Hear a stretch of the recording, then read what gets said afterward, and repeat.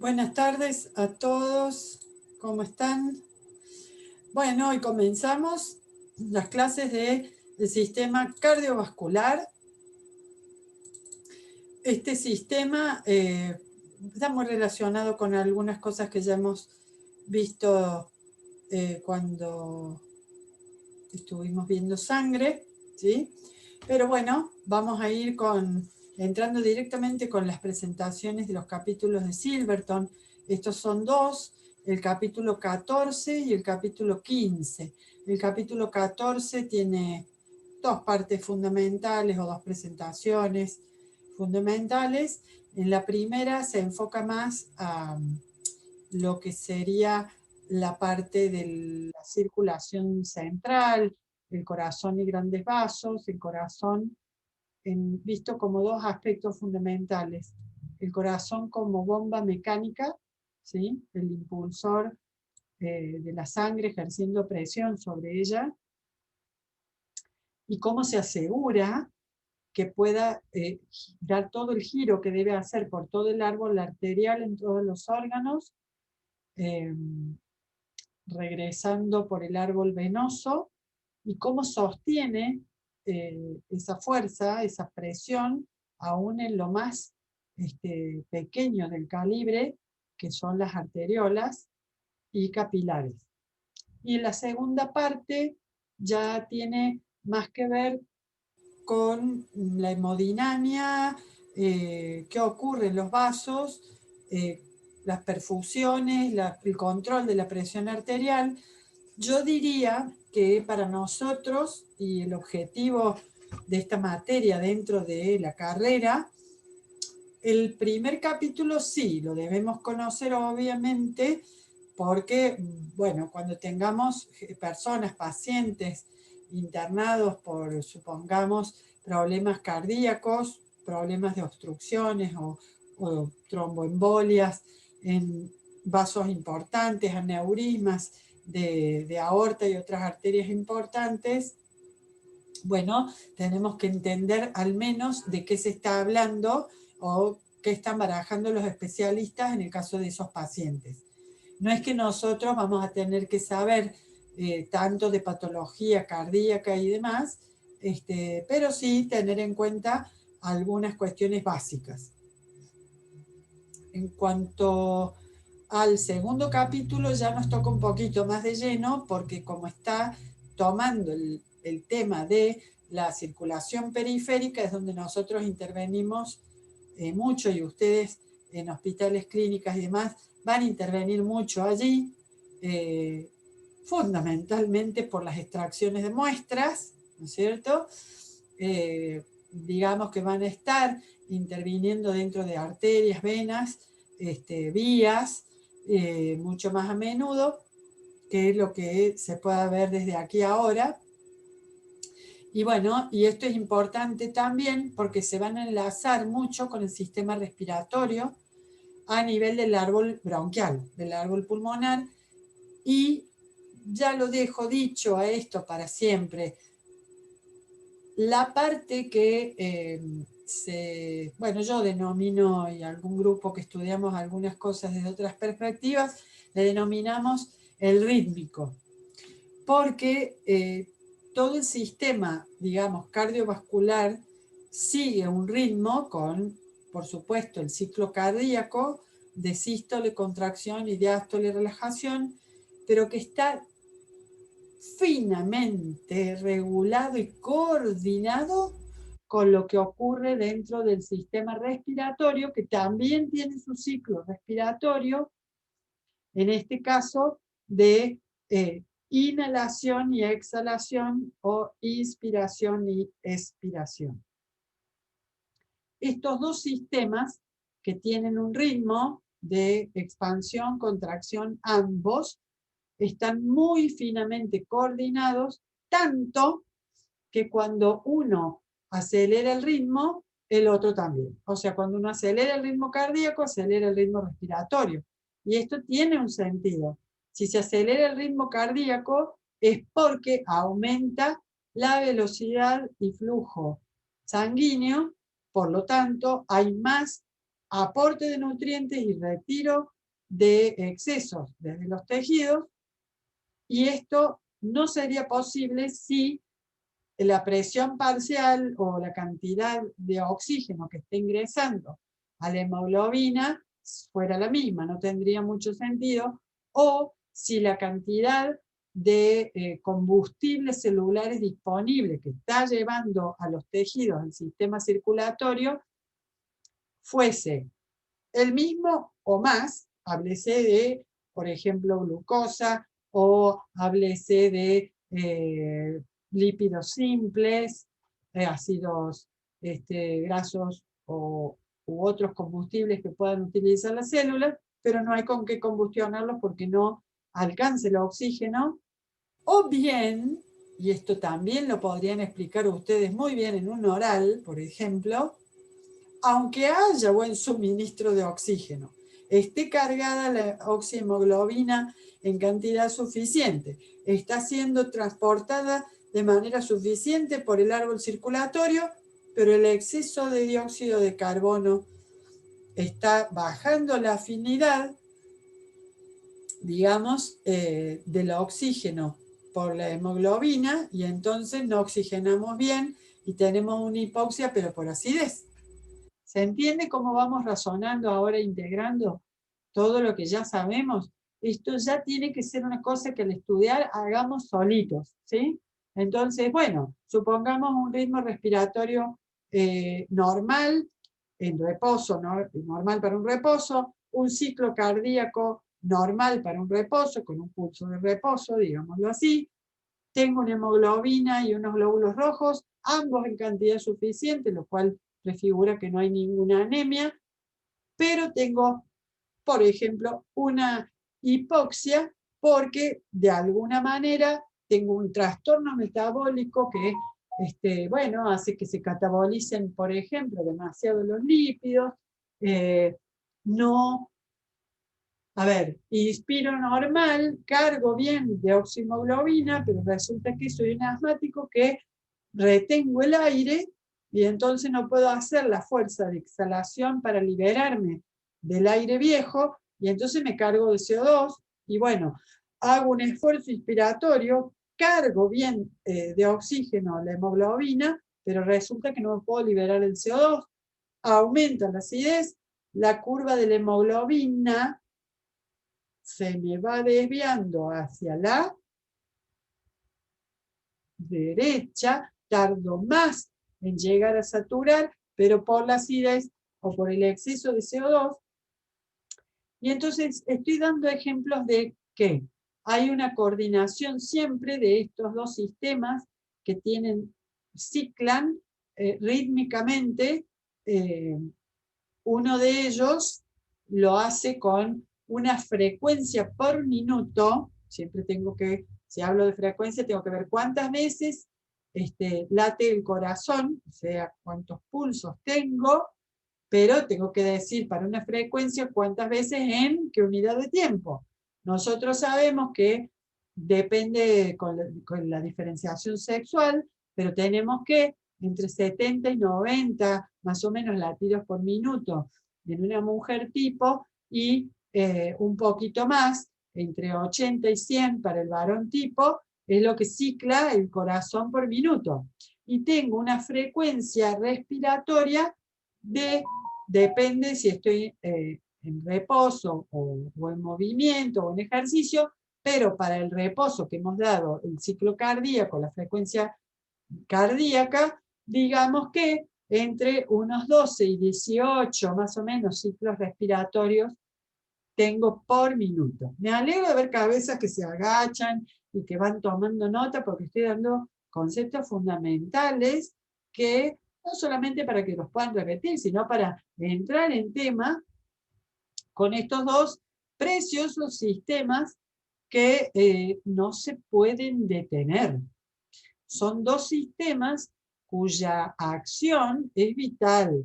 Yo puedo tener algún parate soportable en el sistema digestivo, por ejemplo, puedo tener alguna inmunosupresión por un tiempo, puedo tener algún parate, alguna insuficiencia hormonal, pero no podemos soportar más de escasos minutos la detención de los ciclos cardíacos y respiratorios. Por lo tanto, son sistemas fundamentales para las funciones fisiológicas vitales.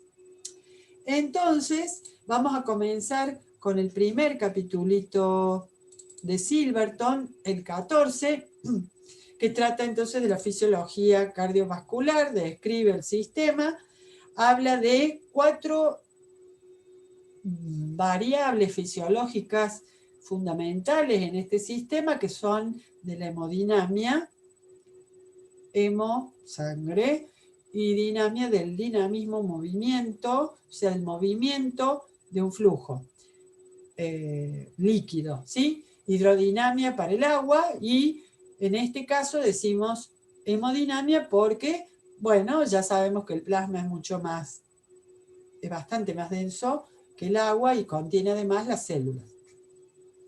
Hablaremos del miocardio o músculo cardíaco como tejido, un repaso para ustedes de la constitución de estos tejidos en el corazón, y el corazón como bomba mecánica, impulsora, que lo rige y que lo regula. Bueno, acá lo que tienen es fundamentalmente que transportes dependen vitalmente de este sistema y de la hemodinamia. Por supuesto que tiene mucha relación con la sangre que transporta, entonces, bueno, como el primer nutriente celular que tenemos es el oxígeno. Yo les he dicho que en realidad lo podemos meter dentro de, clasificar o introducir dentro de los nutrientes, y los otros nutrientes y el agua, que también sería, además de las funciones que cumplen, un importantísimo nutriente, además de disolver, repartir calor y demás, ¿no? Bueno, el oxígeno ingresa, como dice acá, sustancias que ingresan en el organismo a través de la membrana respiratoria pulmonar, se dirige a todas las células, los nutrientes y el agua por el tracto gastrointestinal, fundamentalmente, porque entra algo del vapor de agua por el aire inspirado, pero es prácticamente despreciable al lado de lo que se ingiere, y va también a todas las células. ¿Qué sustancias se van a mover de una localización en el cuerpo a otra por este sistema? Bueno, primero, los desechos que van a generar la mayoría de las células del organismo por excesos, también considerados desechos. Por ejemplo, el CO2 no es un desecho como tal, pero cuando se acumula es un exceso que pasa a ser una sustancia necesaria de eliminarse o quitarse el exceso. Y si hablamos ya más específicamente de sustancias que se convierten en nocivas directamente, por ejemplo, que son tóxicas, que son provenientes de drogas o del metabolismo de drogas que intoxican, etcétera. El etanol en exceso, por ejemplo, otro alcohol que nos puede matar, digamos, rápidamente. Bueno, y los siloles, todos estos alcoholes o bencénicos, digamos, aromáticos que ustedes conocen, se van a detoxificar en el hígado por el metabolismo hepático, que los hepatocitos son los que tienen las enzimas para detoxificar fármacos, y esto es porque tienen mucho REL, mucho retículo endoplásmico liso, que contiene las enzimas específicas para esto. Otras sustancias que se mueven de un tejido al otro, célula a la otra, son los anticuerpos, que también los lleva el plasma sanguíneo, como hemos visto. Los que no están insertos en los linfocitos específicos son los que circulan en general en el plasma. La inmunoglobulina G, por ejemplo, D, no así las M que estaban insertas en las membranas de los linfos. Bueno, estos son de procedencia hepática, pero siempre presentes en el plasma y disponibles para cualquier célula de todo el organismo que las precisen. Hormonas, obviamente, porque son las sustancias de comunicación celular que no son ni autócrinas ni parácrinas, por lo tanto, difunden y largamente se distribuyen por todos los tejidos por el plasma, procedentes de sus células endocrinas que las han sintetizado y hacia sus células blanco o dianas.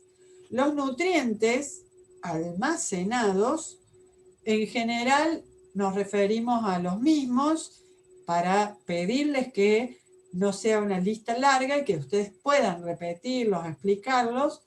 Uno de ellos, glucosa, que se almacena como glucógeno en hígado y músculos. Grasas simples que se guardan acomplejadas en los adipocitos del tejido adiposo y que son liberados cuando lo requieren cualquiera de las células del organismo. Sustancias que van a salir o ser liberadas o excretadas por el organismo van a ser todos los desechos del metabolismo propio. Ahí podrían mencionar ustedes exceso de urea, excesos de ácido úrico, nitrogenados no proteicos, nitrogenados proteicos, etcétera, etcétera, el mismo CO2 y origen de cualquiera de las células, por ejemplo, para el dióxido de carbono, para desechos metabólicos en general todas, porque todas tienen catabolismo de ácidos nucleicos, todas tienen catabolismo proteico, y sí, la temperatura, el exceso de calor, también generado por la respiración celular en todas las células, y que normalmente se distribuye o se homogeneiza por la sangre, o sea, por el sistema circulatorio, y así se lo lleva a la superficie y se libera por simple conducción desde la piel hacia el aire circundante. El dióxido de carbono fundamentalmente va a salir en el aire exhalado pulmonar. Eso no significa que no pueda perderse algo también por las mucosas o difundirse por la piel. Este cuadro, además de que ustedes puedan repasar y ver si lo pueden explicar solitos, sería muy piola, digamos, para que ustedes aprendan, tengan en cuenta diversos ejemplos de sustancias que ingresan, sustancias que salen y sustancias que van de una célula a la otra, sobre todo cuando les pedimos en examen y que quedan mirando para cualquier lado. Entonces esto es para hacer práctica, digamos, de algunos ejemplos que podemos mencionar. Bien, nosotros vamos a decir, ya no vamos a dar lo básico del secundario. Sabemos que hay una circulación mayor que sale del lado izquierdo del corazón con sangre oxigenada desde el ventrículo izquierdo, que sale sale por aorta, la principal arteria que desagua el corazón izquierdo, con alta presión esta parte del sistema, porque se va a ir ramificando en arterias de mediano calibre, pequeño calibre, ínfimo calibre, que ya serían en la etapa de generar las arteriolas, y estas van a generar los sistemas porta más pequeñitos, que son los sistemas capilares. Acá la división no existe, la hacemos nosotros entre la parte capilar, como vimos, por ejemplo, en los capilares del glómerulo renal, que ingresa sangre que venía de este corazón izquierdo, saliendo del riñón, y ese ejemplo en los tejidos va a ocurrir que se van a dividir las arteriolas en capilares, Y estos capilares hacen una especie de red capilar y la sangre continúa su camino y se le van a ir reuniendo nuevamente los capilares para formar una vésnula. O sea que decimos un sistema porta, pero capilar, porque hicimos arteriola, ramificación y vuelta a reunirse en vénula.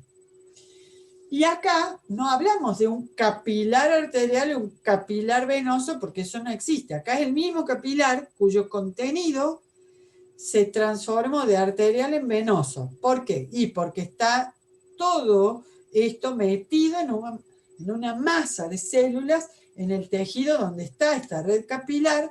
Entonces, vino, aportó el oxígeno de la oxihemoglobina, la glucosa, los nutrientes que provenían de la absorción digestiva, lo entregó a las células de los tejidos que tienen dentro esta red capilar y se fueron cargando a la vez de dióxido de carbono, desechos como, por ejemplo, la urea, hormonas que ya salieron del tejido, ya hicieron su unión al receptor, ahora están en exceso en el tejido y vuelven a ingresar.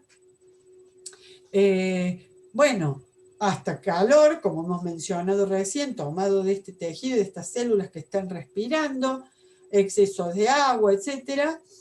Y el CO2 que se va a ver unido formando carbaminohemoglobina y entonces la sangre cambió de oxihemoglobina roja arterial a venosa azulada. Entonces decimos que hay un extremo capilar arterial y un extremo de los mismos capilares, por ejemplo extremo arterial y extremo venoso. Bueno, estos serían los sistemas portita más pequeñitos, microscópicos, pero obviamente que hay más y de mayor envergadura. Si observamos, acá dice tronco, esto sería el tronco en general, donde todos los órganos viscerales y músculos del tronco están siendo irrigados también por la sangre oxigenada del sistema arterial izquierdo o del corazón izquierdo, y cada uno de estos órganos tiene su irrigación y su gran porta, digamos, que es la irrigación del órgano, la irrigación del músculo, etc. Esto sería lo que hemos aprendido siempre. Pero también tenemos a don hígado. Entonces, en el hígado vamos a tener que tener en cuenta que hay dos entradas. Una va a ser desde el tracto digestivo, o sea, no va a ir la sangre izquierda en forma directa al hígado, sino que la sangre va a pasar a irrigar al estómago y fundamentalmente, para tener en cuenta en este caso, al intestino delgado, donde, ¿qué está ocurriendo? La absorción de los nutrientes, de los alimentos digeridos, que van a ser absorbidos. ¿Qué significa eso? Pasar de la luz del órgano a la sangre del órgano, o sea, van a ser absorbidos en esta red capilar que está en la pared del tubo del intestino o en la pared de la bolsa del estómago, y todo eso va a ser llevado o acarreado al hígado. Pero fíjense, la circulación con la oxihemoglobina, los nutrientes, pasó por el tracto digestivo y lo alimentó también, lo irrigó, pasando a convertirse en una sangre venosa. Pero, ojo, porque tiene los nutrientes que absorbió en el tracto digestivo. Entonces, por la composición, podríamos decir, ha perdido características de arterial, ¿no es cierto? Y saldrá por un sistema o una vena, que sería en este caso la vena, la arteria hepática, perdón, para ingresar al hígado con algo de presión y alimentar, digamos, al hígado.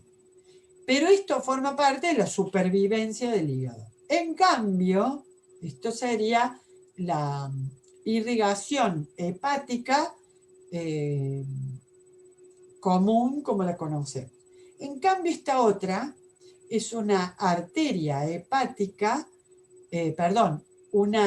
arteria en cuanto a su histología, porque viene del corazón izquierdo con presión, es decir, que tiene pared gruesa y es vista a un corte de sus tejidos, toda una señora arteria, pero que hace a la alimentación del hígado para que ejerza su función. Entonces, esta sangre que no está destinada a alimentar, a dar alimento al hígado, sino a llevarle sangre para que él trabaje con ella, es una circulación de trabajo para el hígado y es la circulación portal. Entonces, en realidad va a aportarle una sangre venosa al hígado, aunque histológicamente sea arterial. Entonces, es una vena porta hepática que forma parte del sistema porta hepático que va separado sus vasos de los vasos alimenticios del hígado que son arteriosos, arteriales. Entonces, esto está superpuesto en el hígado en cierta forma como funciones. Uno, vivir, supervivencia del hígado, y otra, el funcionamiento del hígado. Circulación funcional. La vena porta hepática es un sistema porta venoso de digamos, sangre que está en espacios importantes, ¿sí? Que ya los vamos a ver, en donde las células, los hepatocitos, están al lado, prácticamente pegados al endotelio de estos capilares porta, revisando y tomando de la sangre, de la circulación, lo que deban tomar y liberando a la sangre lo que deban liberar. Entiéndase, protrombina, fibrinógeno, anticuerpos y albúmina, proteínas plasmáticas, que no es la albúmina, y todo eso que hemos visto que el hígado va a aportar a la circulación sanguínea. Cuando no, glucosa aportada desde su glucógeno de reserva, o bien tomando glucosa que haya en exceso, o sea, en glucemia alta, circulando por esta sangre, que el hígado tome y intentará guardar como glucógeno, sobre todo si la orden la tiene, que sería la hormona insulina. Bien, de aquí la salida del hígado va a ser una sola salida venosa, que va a ser la vena hepática. 12 entradas, vena porta, arteria hepática, una salida, la vena hepática. Entonces, de aquí si a ustedes les llegamos a preguntar, ¿conoces algún sistema porta? Pueden explicar el porta hepático, cualquier sistema porta capilar de cualquier tejido, porque si no se le muere el tejido, y en el caso del sistema porta hepático pueden hacer las distinciones que corresponden entre la circulación funcional y alimenticia propia del hígado o fisiológica nutricional propia del hígado. También está la circulación renal con la arteria renal. Miren ustedes que hay dos portas acá. ¿Por qué? Porque una es circulación arterial, que es la ramificación de las venas, ¿se acuerdan? En forma de arco, las arciformes, que daban las arteriolas arciformes, después estas daban las arteriolas aferentes, y las arteriolas aferentes hacían un portita, que ¿cuál es? En los capilares del glomérulo renal, que se volvían a reunir en la eferente del corpúsculo renal. O sea que ahí tenemos portitas, chiquititos, generados en cada corpúsculo de Malpighi o cada corpúsculo renal, y eso sigue siendo arterial, pero claro, se van metiendo o sigue la circulación y va pasando por el resto de la corteza renal y después la médula, etcétera, etcétera. Entonces se va convirtiendo en una circulación nutricia común y termina como bastante venosa, ingresando a lo que sería ya el porta común de cualquier tejido, los millones, miles de sistemas portita que van a ser los capilares en todo el riñón y sale como sangre venosa, porque ya pasó por todas las células del riñón, como vena renal. Bueno, y entonces, estas venas renales, más la vena hepática, más todas las venas importantes del tronco, más todas las venas de los miembros inferiores, terminan desaguando, reuniéndose en grandes venas que van a ser la cava inferior, ¿sí? Que se va a desaguar.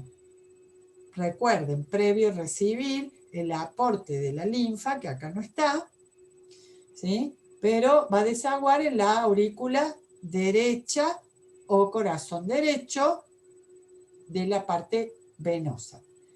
Y en esta seno, digamos, de la aurícula derecha, va a desaguar todo el aporte venoso de la parte superior, cuello y cabeza, y obviamente eso fue nutrido por la circulación arterial, que ya sabemos que, bueno, va, por un lado vamos a separar, ¿no es cierto?, la circulación menor, que va a presión, con la vena pulmonar, porque vena lleva sangre oxigenada, con oximoglobina, nutrientes, bla, bla, bla, pero por su constitución histológica es un vaso de gran presión que ingresa la sangre al órgano. Entonces la que lleva del corazón la sangre a los pulmones es la vena pulmonar, porque sale del corazón y ahí yo no vi la flecha acá, bien, entonces perdón, acá la arteria pulmonar lleva la sangre a presión para entrar al órgano, pero lleva sangre carbamino oxigenada o azul, porque justamente la funcionalidad del pulmón va a ser convertirla en arterial. Entonces, la sangre va venosa por la arteria pulmonar. Se modifica con el aire pulmonar y sale como sangre arterial, pero por un circuito que histológicamente es de menor presión que histológicamente una vena. Entonces, repito porque lo dije mal. Entonces, ¿qué necesitamos que salga del corazón hacia los pulmones? Una sangre que deba ser oxigenada y liberada de CO2 en el pulmón. Entonces llevamos sangre azul, sangre venosa. Pero para que entre a presión y pueda pasar por este órgano filtrante y en forma de árbol que ofrece resistencia, que es el pulmón, va sangre venosa, pero en constitución de vaso que hace presión y gordo, que es una arteria. Entonces, la arteria pulmonar lleva sangre venosa. Sale del pulmón con baja presión, con estructura de vena, porque no ejerce mucha presión, solo tiene que llegar hasta el corazón, pero la sangre ya está oxigenada. Sale del pulmón sangre oxigenada, pero en estructura de vaso-vena. Entonces sale como vena pulmonar ingresando al corazón izquierdo, y este va a distribuir esa sangre oxigenada al resto. ¿Sí? Bien, y en cambio el cuello, el cerebro y demás siguen la estructura de cualquier tejido u órgano del tronco del miembro inferior, en el sentido de que el corazón izquierdo con sangre roja oxigenada y por arterias realmente hace todos los portas en el cerebro, en cabeza, en el cuello, y vuelve como venosa a la aurícula derecha por, en este caso, la vena cava superior al corazón derecho. Bueno, Recuerden que Silverton en el primer capítulo además nos dijo en dónde en estos órganos había interacciones con el exterior, los tipos de barreras que había, permeables, impermeables, etcétera, lo cual está muy bueno poder superponer a este otro conocimiento que serían, bueno, cómo se dan las variantes de la circulación arterial y venosa y los sistemas de nutrición y funcionales de estos órganos, ¿sí?